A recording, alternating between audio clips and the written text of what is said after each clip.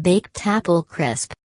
Ingredients: 1½ cups natural applesauce, 8 cups thinly sliced unpeeled apples, 2 tablespoons granulated sugar, 4½ teaspoons lemon juice, 4 teaspoons ground cinnamon, divided, 1 cup uncooked rolled oats, ½ cup firmly packed light brown sugar, 1/3 cup all-purpose flour, 1/3 cup evaporated skim milk, 1/4 cup non-fat dry milk powder, 1 cup vanilla non-fat yogurt.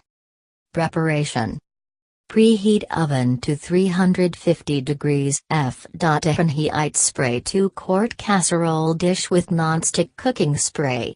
In large bowl, toss apple slices with granulated sugar, lemon juice and 2 teaspoons cinnamon. Spoon into prepared dish. Spread applesauce evenly over apple mixture. In medium bowl, combine oats, brown sugar, flour, evaporated milk, dry milk powder and remaining 2 teaspoons cinnamon.